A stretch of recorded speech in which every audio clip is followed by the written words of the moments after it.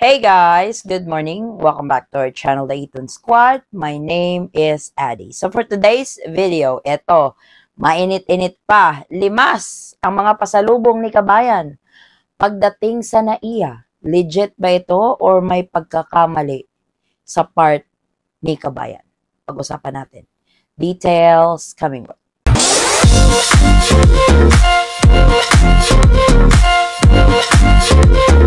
So may ilang video na din tayong na-upload about sa Nakawan, particularly sa NAIA. Ito talaga yung airport kung saan na naman nauuso yung pagnanakaw ng mga pasalubong ng ating mga kabayang umuwi ng Pilipinas. Ito, mainit-init pa. Ito ay nakapost sa group na member ako. This group has been around probably 4-5 years. Dito ko kinukuha yung mga information ko before nung hindi pa ako nag-vlog at nung pauwi kami ng Pilipinas ng asawa ko during pandemic.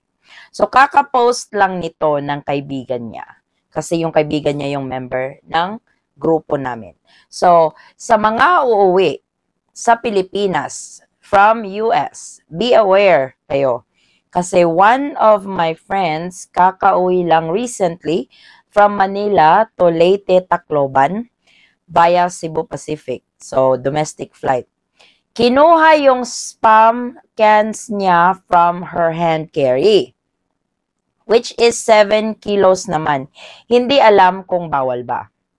Then she realized, kinuha lahat ng spam cans, brand new American Eagle 2 pieces, swimsuit, robe, tapos sinira pa nila yung luggage zipper.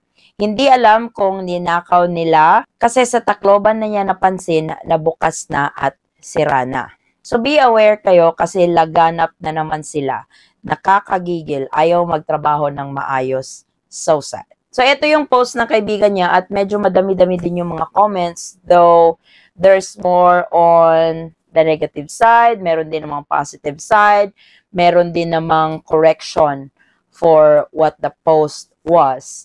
At magbibigay tayo ng ating suggestion at kung ano din yung makukuha nating lesson sa pangyayaring ito. Ang videong ito, bago sa lahat, hindi ito para takutin kayo, especially to those who are coming to the Philippines very soon. This is not to scare you guys. This is an awareness that this actually happened.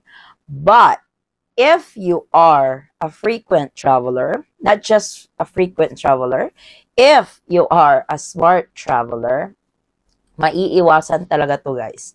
I will be pitching in yung mga experience ko when I am traveling on what I do. Kasi yung nakalagay dito is hand carry. You have the full control of this bag. Ito yung bit-bit mo. Going through security, going through your gate, at ikaw yung maglalagay nito sa overhead bin sa eroplano. So, what went wrong? Sabi ng kaibigan niya, during one of her layovers, kasi daw, mag-e-excess na yung check-in niya. Kaya, nilipat niya daw yung mga spam niya sa carry-on. Which probably, our kabayan doesn't know that canned goods are not allowed on the carry-on bag. Hindi po yun pwede. Kahit papasok siya sa 7 kilos, hindi siya pwede kasi yung canned goods dapat dun yan sa check-in bag mo. Limited lang po yung nalalagay sa carry-on at may mga specific items na dapat hindi nilalagay sa carry-on na dapat ilagay sa check-in. So, ito yung mga comment ng mga kabayan natin. Kakauwi ko lang sa Cagayan de Oro, may 2 boxes akong spam. Pero naka-check-in. See? Nilagay niya sa check-in bag niya. 2 boxes, madami-dami yon.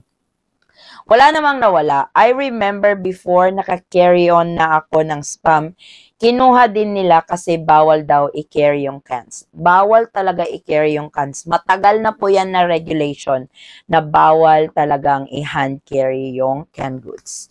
Yung isa naman, sabi niya, nagdala ako ng spam pero check-in. Wala namang nawala. Dapat kasi talaga sa check-in bag yan nilalagay. Yung dilata, sabi ng isang kabayan natin, bawal po talaga yan.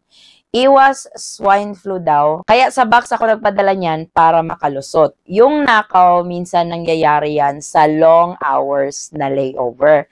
Kasi marami silang time. I suggest avoid long hours layover. Like pagdating sa Manila, gabi, tapos the next morning pa yung flight, mas maganda na i-recheck-in nyo yung gamit niyo. Which, she got a point. Kasi, minsan kasi, majority bumibili yung one-time purchase ng ticket. At meron talagang mga long-haul layovers na pagdating mo ng Manila, kinabukasan pa yung flight mo. May point naman si Kabayan, which is a tendency na manakawan ka talaga. Which is very sad. Kasi dapat you should feel secure sa iyong mga gamit sa airport. Balik na naman ang mga durubo sa NAIA. Kasi, hindi lang ito yung video na nagawa natin lately. Nauuso na din talaga yung nakawan sa NAIA. Sa totoo lang, bawal ang cans sa hand carry. Pero yung iba na nawala, ewan ko lang kasi pag hand carry yan, kita mo naman kung gagalawin nila yan. Which is true. Gaya ng sabi ko kanina, kung hand carry, dala-dala mo kasi yan. Nagagawa ang mga nakawang ito during your final security check. Ito yung na-observe ko sa airport during final security check. Yung iba kasi, siguro sa sobrang pagmamadali, nilalagay na sa table yung bagahe nila, tapos lilinya. So, yung bagahe mo, nakapasok na sa x-ray, ikaw hindi pa. What I normally do when I travel, when me and my husband travel, dapat magkasabay kaming papasok ng bagahe ko at ako sa x-ray. Yung bag ko, doon sa conveyor nila, at ako naman doon sa x-ray nila. Para paglabas ko, kita ko na agad yung bag. Kasi hindi nila dapat ino-open yan without your permission or hindi ka aware na i-open yung bagahe mo. Sa check-in, medyo wala tayong magagawa minsan dun kasi nasa loob ng eroplano yun.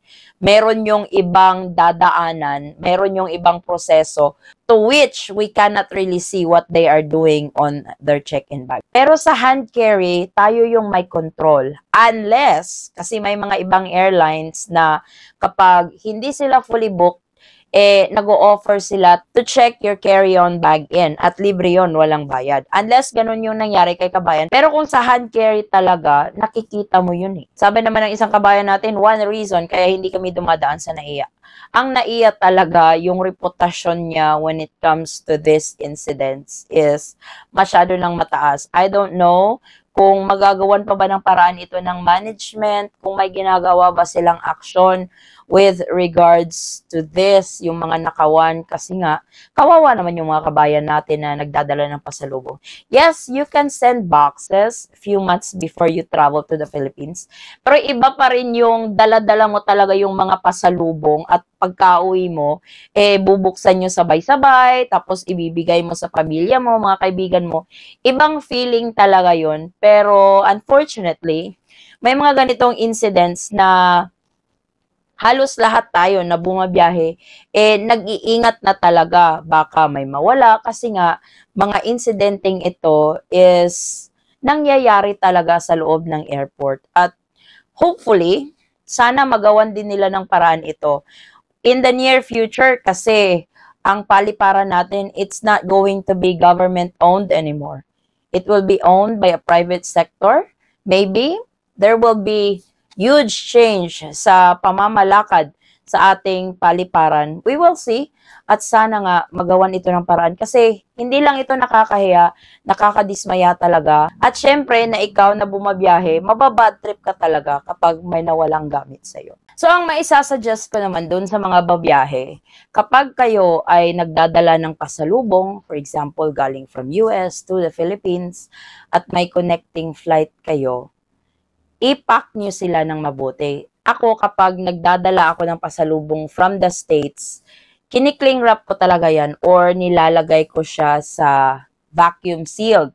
Para kung magnanakaw man sila, mahihirapan din sila na kumuha sa bagahe ko. I know it sounds so pathetic, pero at saka medyo OA kung ganun yung pag-pack mo. Pero andyan na yan yung kalakaran sa pagnanakaw talaga, andyan na. Kaya ikaw mismo, you have to be smarter when you travel kasi nga dapat ma-outsmart mo yung mga magnanakaw na yan sa airport para hindi mawala yung gamit mo. At gaya nga ng sabi ko, keep an eye on your bags, especially if you have a carry-on bag. Kasi ako, kapag nagbabiyahe, yung mga gadgets ko, yung cellphone, laptop, ganyan, nasa hand carry ko talaga. So, hindi ko winawala yung tingin ko doon kasi, Lord, ang mga gamit na nilalagay ko sa hand carry bag, mahal.